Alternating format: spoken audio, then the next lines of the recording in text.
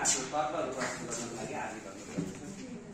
धन्यवाद कार्यक्रम सञ्चालकज्यू, आदरणीय यस कार्यक्रमका सभापति महोदय, प्रमुख अतिथिज्यू, विशिष्ट अतिथिज्यू, हातमा कलम र कापीको तराजु लिएर निष्पक्ष निर्णय गर्ने निर्णायक मण्डलज्यू, विभिन्न विद्यालयबाट आउनुभएका गुरुवर्ग, प्रतियोगितामा सहभागी हुनुभएका मेरा प्रतिस्पर्धी मित्रहरूमा म आदर्श माध्यमिक विद्यालय खुकरपुरा कक्षा 11 मा अध्ययनरत छात्र आदित्य चौधरीको तर्फबाट हार्दिक नमस्कार। आज वक्तृत्व कलाको विषय रहेको छ समृद्ध नेपालको लागि गणतन्त्रको संस्थागत विकास। यस विषयमा आफ्नो भनाइ राख्नको लागि सभापतिजीको अनुमति चाहन्छु। धन्यवाद। हामी गणतन्त्रमा छौँ, तर के हामी गणतन्त्रमा बाँचिरहेका छौँ? संविधानले हामीले अधिकार दियो, तर अधिकार बिना अवसर त्यो त केवल किताबको अक्षर हो। संविधान जिन्दाबाद भनेर चिच्याउनेहरू छन्, तर संविधानको मर्म बुझेका कति छन्? गणतन्त्र भनेको सिंहदरबारको कुर्सी होइन, गणतन्त्र भनेको घरको ढोकादेखि गाउँको चौतारीसम्म जनताको शासन हो। तर आज पनि सत्तामा पुग्नेहरू जनताले भुल्छन् र जनताले भोट दिने बित्तिकै मौन व्रत बस्नुपर्छ। संस्थागत विकास यो शब्द गहन छ। संस्थागत विकास भनेको संस्थाको आत्मनिर्माण गर्नु हो, जहाँ न्यायालयले न्याय दियोस्, प्रशासनले सेवा दियोस्, विद्यालयले शिक्षा दियोस् र नेता जनताका सपना हेर्न सकुन्। त्यो हो संस्थागत गणतन्त्र। आज म यहाँ एउटा भाषण दिन आएको होइन, म आएको छु गणतन्त्रको आत्मा बोकेर, समृद्ध नेपालको सपना बोकेर। म तपाईहरूलाई जगाउन आएको छु, जसले गणतन्त्र जिन्दाबाद भनेर नारा लगायो तर भोलिपल्ट भ्रष्टाचार देख्दा चुप लाग्यो, जसले देश बदल्ने सपना देख्यो र जब समय आयो बोल्ने डरायो। अब त्यो समय होइन, अब उठ्ने समय हो। तर के आज त्यो जनतासँग शक्ति छ? सडकमा गरिब बच्चा पढ्न रोइरहेका छन्, अस्पतालमा आमा औषधिको अभावले मर्न लागेका छन्, किसानहरू रुँदै हलो खेलेर पासपोर्ट बनाउँदैछन्। अब हामी चुप लाग्ने छैनौं, अब हामी ताली बजाउनेनौं, इतिहास लेख्नेछौं। यो गणतन्त्र हो कि केवल सत्ता परिवर्तनको सस्तो नाटक? आदरणीय महानुभावहरू, अब जनताको भरोसासँग खेल्ने समय सकियो।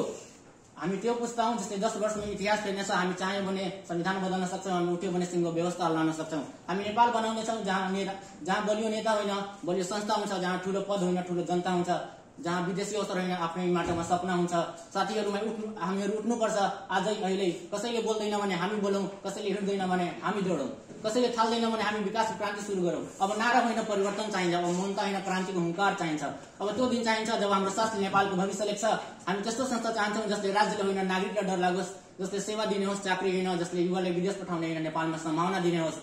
गणतन्त्रलाई केवल किताबको पाना होइन, कर्मको पहिचान बनाऊ। संस्थागत विकासलाई नीति होइन, नशा बनाऊ। समृद्ध नेपालको सपना होइन, अब हाम्रो हातले लेखौं।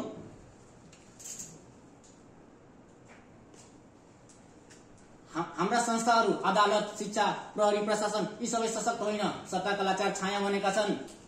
हाम्रा योजनाहरू किताबमै थन्किएका छन्, कार्यान्वयन शून्य। नारा छन्, नीति छन्, तर नतिजा छैनन्।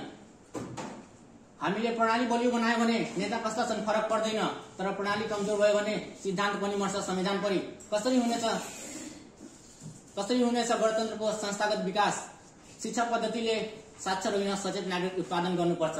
प्रशासन पारदर्शी हुनुपर्छ, न्यायपालिका निष्पक्ष हुनुपर्छ र राजनीतिक दलहरूले आन्तरिक लोकतन्त्रको अभ्यास गर्नुपर्छ। हामी केवल स्कुल जाने विद्यार्थी भन्छौं, तर हामी राष्ट्र निर्माता हौं।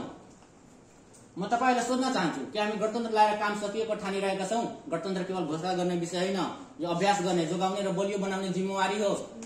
गणतन्त्रको अर्थ हो जनताको शासन, जनताको लागि शासन र जनद्वारा शासन। तर के जनताले वास्तवमा त्यो अधिकारको अनुभूति गरिरहेका छन्? हामीले क्रान्ति गरेर संविधान ल्यायौं, लोकतान्त्रिक संघीयता समावेशिताको स्थापना गर्यौं, तर अझै धेरै विद्यालयहरूमा गुणस्तरीय शिक्षा छैन, अस्पतालहरूमा सेवा छैन। गरिब जनताले न्यायका लागि वर्षौं कुर्नुपर्छ। के यही हो संस्थागत गणतन्त्र? अन्त्यमा के भन्न चाहन्छु, गणतन्त्र बोल्नको लागि होइन, बदल्नको लागि हो। संस्थागत विकास देख्नको लागि होइन, बाँच्नको लागि हो। र समृद्ध नेपाल देख्नको लागि होइन, बनाउनको लागि हो भन्दै आफ्नो भनाइ यही अन्त गर्न चाहन्छु। धन्यवाद। जय नेपाल, जय गणतन्त्र, जय समृद्ध नेपाल।